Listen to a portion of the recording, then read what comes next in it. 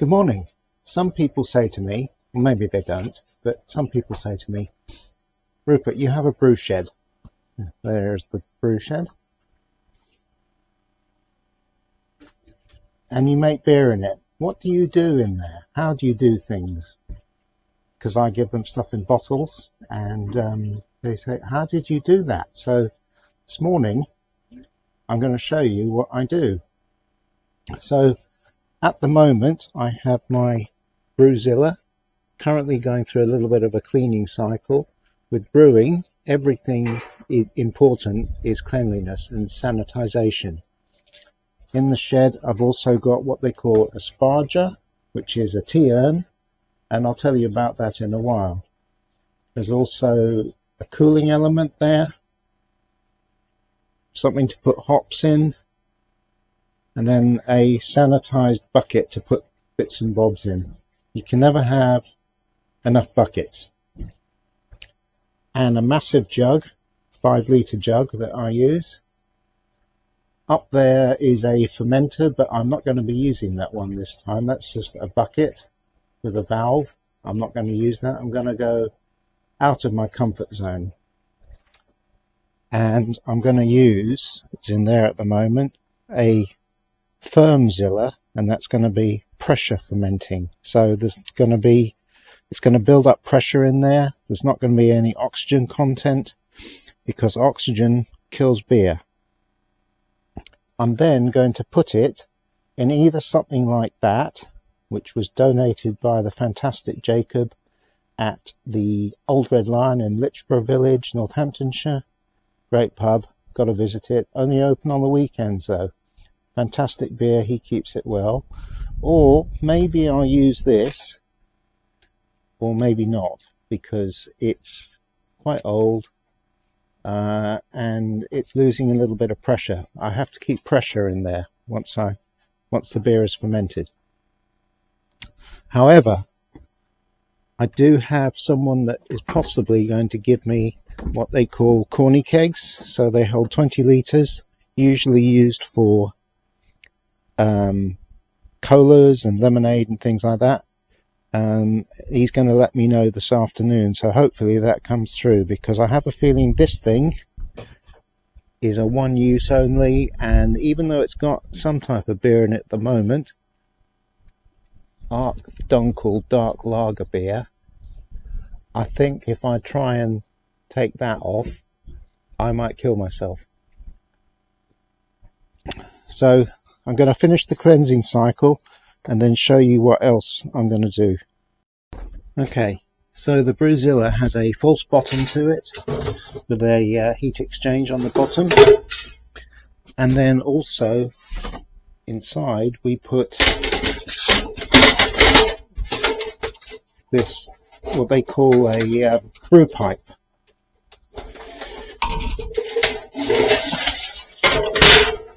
So the grain goes in there, and then water will surround it, and then it will brew, and I will show you that process in a minute. First of all, we have to bring the water I'm going to put in there up to temperature to about 71 degrees, so we can then mash the grain for an hour. Mashing is a bit like putting a tea bag into a cup and then putting water on it and letting it steep. So think about mashing as steeping. At least that's how I look at it. Right, I've got the mash water in there. I put almost 19 litres of water in, and the Brewzilla is heating the water up to 71 degrees. Now you can see 21.5, it'll go to 21.6. It takes about half an hour or so. Got a pump going on it, and this thing is very clever. It's got an app that you type in what you want to do. It's called the Wrapped app, so not sure if you can see it there. So I'm doing a Sierra Nevada Pale Ale, and it does all the steps for me after I've typed them in of what temperature I want. Then it gives me alerts and things like that. It's not completely hands off. You've got to keep an eye on things, but it is quite clever. So Sierra Nevada Pale Ale is was and is one of my favorite beers that we used to have when we lived in California. It's a pale ale, very, very citrusy, hoppy, and this one will have, you get the recipe.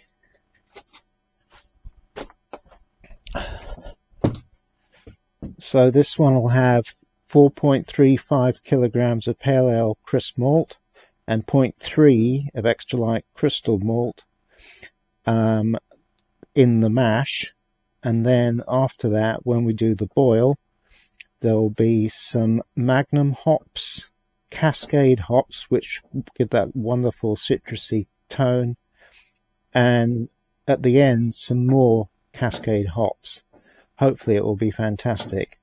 Then once it's all cooled down, we will ferment with Fermentis US 05 dry and leave it for a couple of weeks. So we're starting off with 19 litres of mash water, and then once that's done, and then we do the sparging. So once we put the grain in, I'll show you that. One thing I didn't mention about the water is that our tap water in England has a lot of chlorine in it. Gives off flavours to beer and other drinks too. So one thing we do to counteract that is we put in some sodium metabisulfite, just about half a teaspoon in the water here. Sodium metabisulfite, you might also know as Camden tablets, been used for years for cleaning and things like that, but it's great for taking away the chlorine taste. We're slowly coming up to our mash or pre-mash temperature of 71 degrees. It takes about half an hour in total, maybe a bit more, but we'll be putting in the malt very soon. Okay, so we've reached our mash temperature. It's it will always go on and off a little bit, so I'm going to pause the pump and the temperature gauge, and I'm going to pour in the grain quite slowly, and I'm going to stir, and you'll see what happens. So I'm going to pause the pump, take the lid off, and take the recirculation tube out.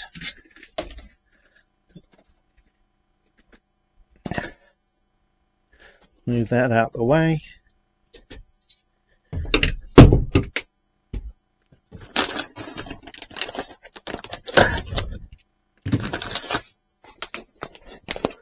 Now here I go with some of the malt. It smells amazing. Cheryl will say it smells like crap, but to me it smells good. I'm going to take our paddle, stir it up a bit so we don't get any what they call dough balls. They're literally like balls of dough.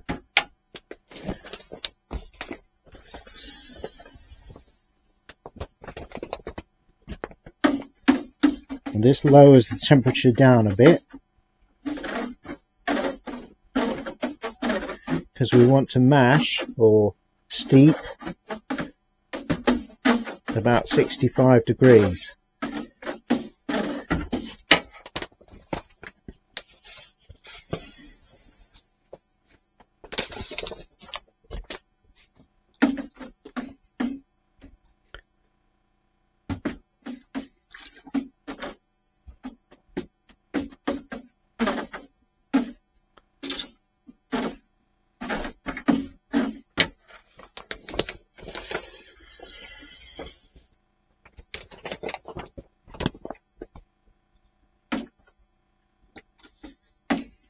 Getting a bit thicker now. Do a bit of stabbing. Break up some of these balls that are appearing.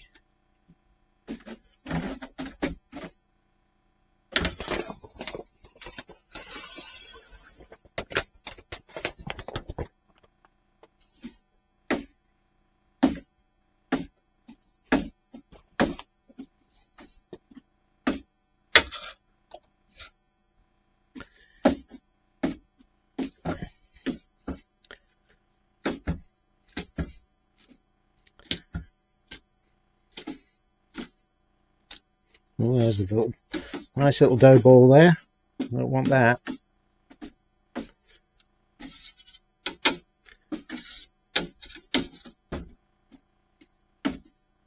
Oh wow, the aromas coming up from this are amazing.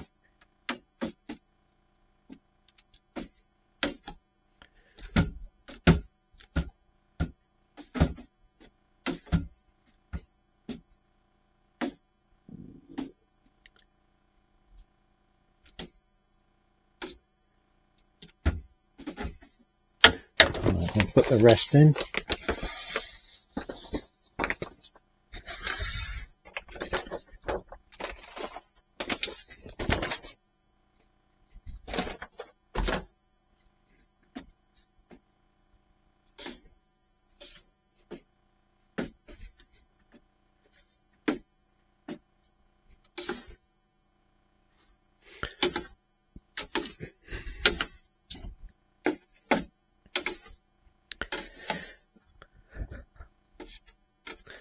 I'm still breaking up some of this doughy stuff that we don't want. Want it as loose as possible.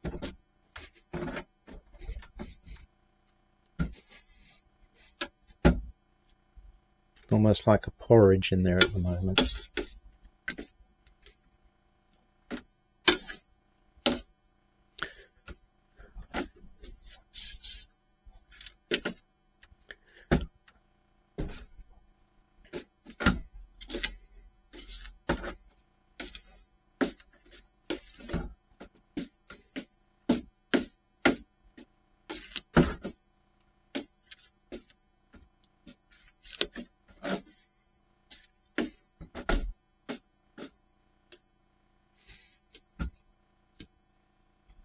Right, I think that'll do it.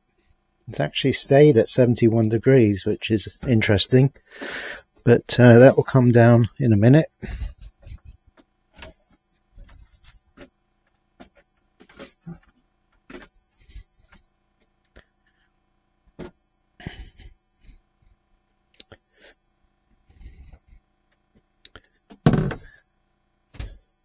Right, the next thing we're going to do is, if I can find it,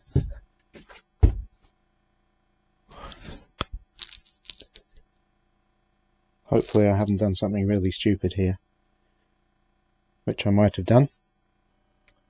Right, we're back to doing the mash. Yes, I had done something slightly stupid, but never mind. There's an extra plate that sometimes sits on top of the mash, and I left it at the bottom of the brew kettle. So another lesson learned every single time.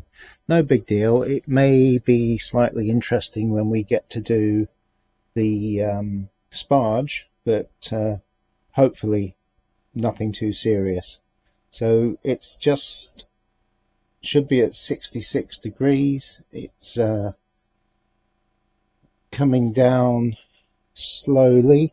I'm just put an extra thermometer in there that measures from the top, and what I'm going to do now is I'm going to enable that because it's much more accurate. Now the mash is going okay. It's keeping to temperature pretty good at about 66 degrees, which is where we want it. I've got the tea kettle starting up now for the sparge water that will be going in shortly. Actually, we've got another, 42 minutes on this, and I'll come back when we do the sparge.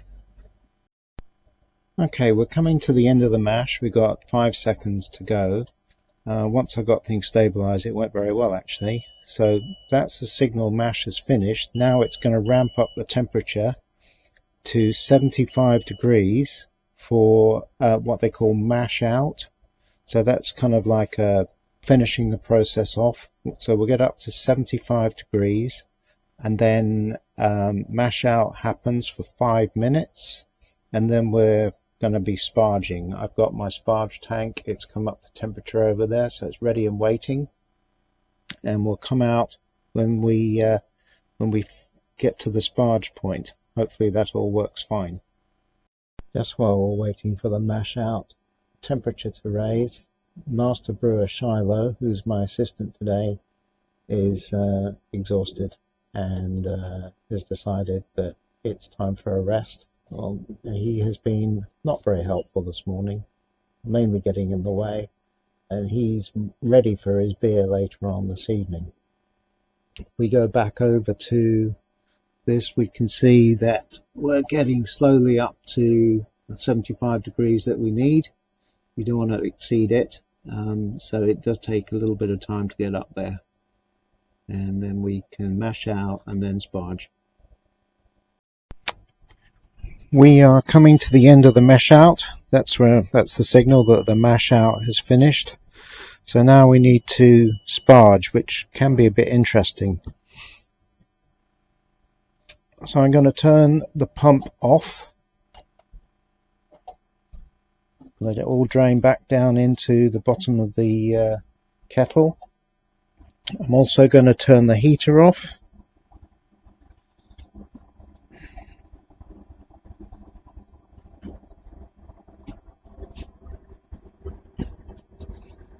I'm going to remove the circulation arm.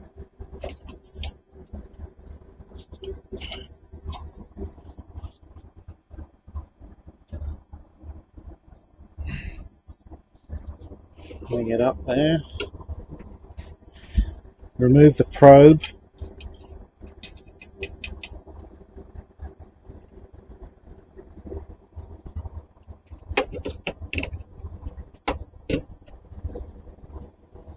And remove the lid.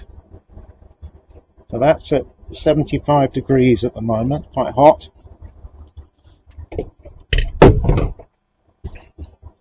And the next step is to lift out the brew pipe and let it drain. It's quite heavy, and we got two steps on here.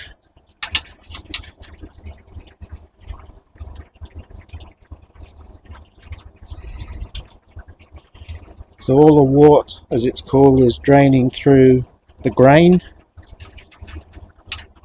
Lift it up to the next level.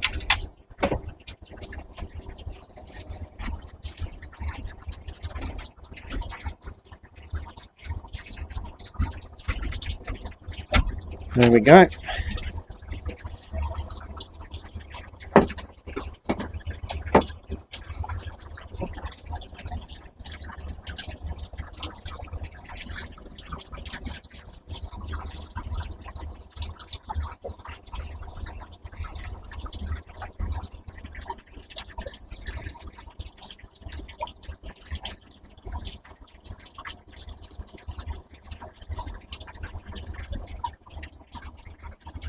Just let that drain. So that's been draining a few minutes. The majority of the wort has gone through and is gone down into the boiler. I'm now just going to sparge and bring up to about 26 litres, and that's not worked very well.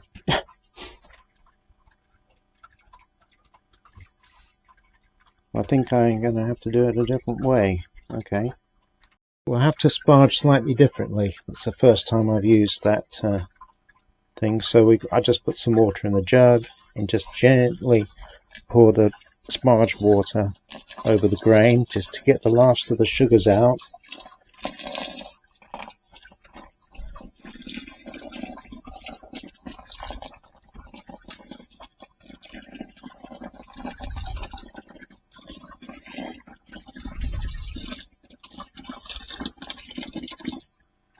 And we want to get our level to about 26 litres. So at the moment down here we're sitting at almost 15. So we need to get up there somewhere. So I've been doing the sparge, adding water to the grain. It's almost all drained through now. The grain is pretty much done now. We won't need that anymore. And I'll be lifting this out.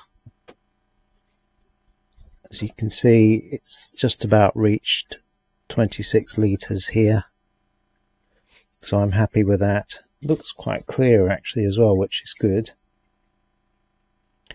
And after that, after I've lifted out the grain pipe from the boiler, we'll set the next profile to bring the remaining wort to a boil. And then we'd have to boil for 60 minutes. So it is quite a process, all of this. But I love the science behind it all. I don't actually really drink that much, because this will make about 40 pints of beer, nice Sierra Nevada.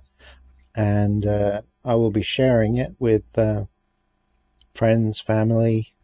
But I don't really drink that much, which is probably a bit strange to some of you, thinking, well, he makes 40 pints of beer, he must drink a lot. I don't. So, but I just love the science behind it. And the next part of this video will be the boil and adding hops. We've now reached the good boil, and it's not overflowing too much. So we're going to add into the hop spider that's there the 12 grams of Magnum hops. I'm just going to open them up.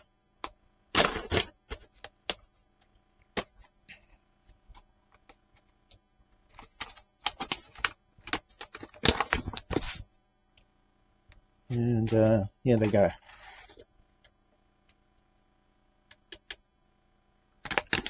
We use a hop spider so it doesn't really go and interfere with the rest of the boil.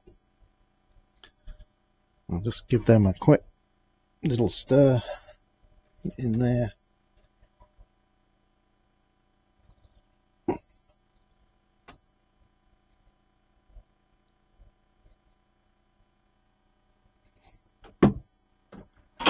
And the next hop addition will be in another 30 minutes.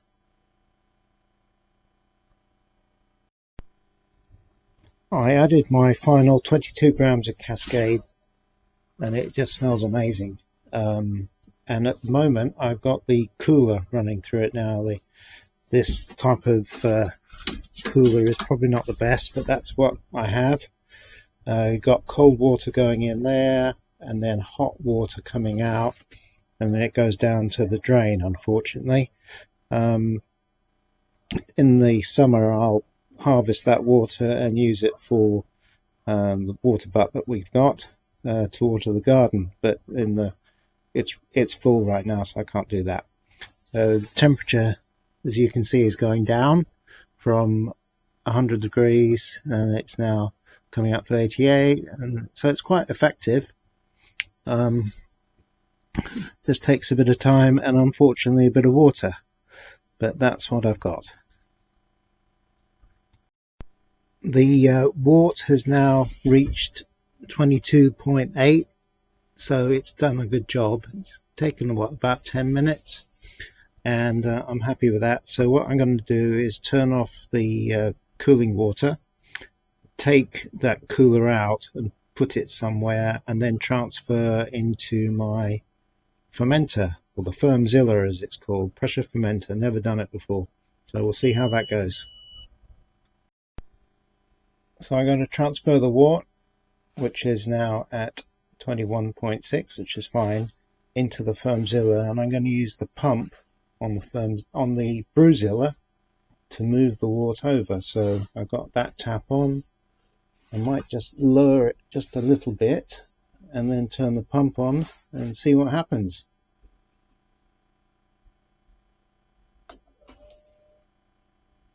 And here it all comes. Lovely stuff. It should fill it up quite quickly.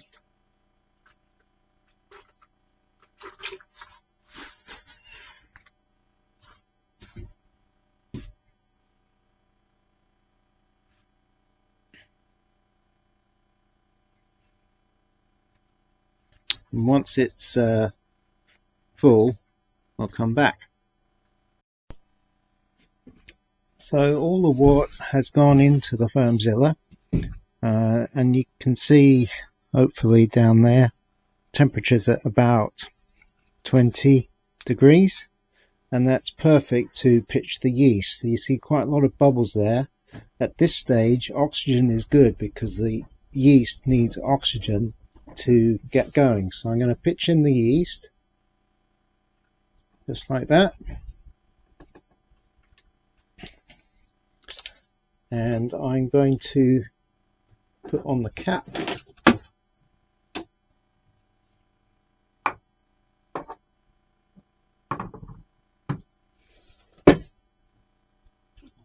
And quite soon it's going to start fermenting.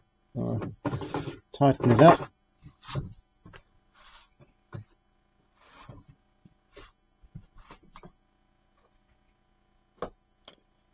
And we'll keep that in a room at 20 degrees. I'll put a heater under it just in case. And that is it for the brewing. One thing I have done is taken a sample of the wort, and I'm going to put in a hydrometer to see where we're at as far as gravity. So I put the hydrometer in, and it's showing about maybe 1060, maybe 1058. It's a little bit on the high side, but oh well. It'll probably calm down a bit once it's started fermenting. When the fermenting process starts, I'll show you that because it's quite impressive. But that won't be for another day or so. That's the brewing part of the brew day pretty much done. Now the really fun part is there's quite a bit of cleanup. So there's a lot of junk in there, what we call trub. Got to clean it all out. And also the hop spider and all of that needs to be cleaned out. And the grain, it doesn't go to waste. I usually give it to Julian, the butcher in the village. He's also a farmer, and he says his cows love this stuff. They chuck it up in the air and have a great time with it. So if you are going to do this, remember to give the grain to your local farmer or butcher if he also farms. It's a good way to recycle. And the cows, pigs, whatever, they love it. So I suppose I better start cleaning up now. Good thing I got a decent hose. As I say, I'll come back and show you the fermenting happen, because that does look quite impressive. I always enjoy watching that. And I'll talk to you later. We are a day into the ferment, and it's actually been quite vigorous. Probably see what's going on in there. So I have something on the top called a spunding valve. You can probably hear the gas coming out. I'll get a bit closer. There you go, the gas is coming out. That's keeping it at about 12 pounds per square inch. A lot of fermenting going on in there. A lot of CO2 coming off. And this being a clear fermenter, beer does not like light. So we have to keep it covered. We do have a very special complex implement to keep the beer nice and dark. And I'm going to put that on now.